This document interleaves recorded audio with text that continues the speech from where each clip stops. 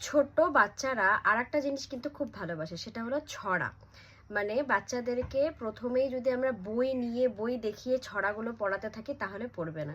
যদি আমরা এমনি গানের মাধ্যমে টুইঙ্কেল টুইঙ্কেল লিটল স্টার এভাবে যদি গানের মাধ্যমে পড়াতে পারি তাহলে দেখবেন বাচ্চারা কিন্তু খুব তাড়াতাড়ি সেই জিনিসটাকে ক্যাচ করে। আর একটা জিনিস করতে পারো, সেই জিনিসগুলো হলো যে বাচ্চাদেরকে প্রত্যেকদিন একটা করে ঘুমানোর টাইমে হোক বা অফ টাইমে হোক একটা করে গল্প শোনানো।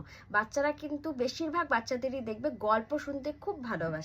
তাই প্রত্যেকদিন যদি একটা করে বাচ্চাদেরকে গল্প শোনানো হয় তাদের ওই পড়ার যে হ্যাবিটটা সেই হ্যাবিটটা কিন্তু চলে আসবে।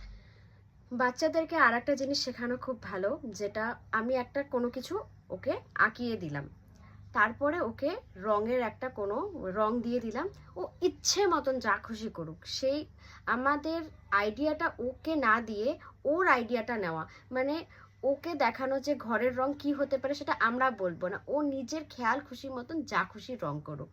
তারপরে বাচ্চাদেরকে পড়া শেখানোর টাইমে যখন আকাশের রং কি, আকাশ দেখিয়ে আকাশের রং শেখানো, পাতা দেখিয়ে পাতার রং শেখানো, সবজিগুলো দেখিয়ে সবজির সাথে পরিচয় করা, এগুলোই হচ্ছে খেলার মাধ্যমে দেখবেন বাচ্চাদেরকে যদি এইভাবে শেখানো হয় তারা খুব তাড়াতাড়ি শিখেও যায় এবং মনেও খুব সুন্দর রাখে। বাচ্চাদের ব্রেন কিন্তু খুব শার্প হয়, তাদের যদি খুব ভালো মতন খেলার মাধ্যমে বোঝানোর মাধ্যমে শাসন ছাড়া যদি পড়ানো হয় বাচ্চারা খুব দ্রুত কিন্তু সেই জিনিসগুলো শিখতে পারে।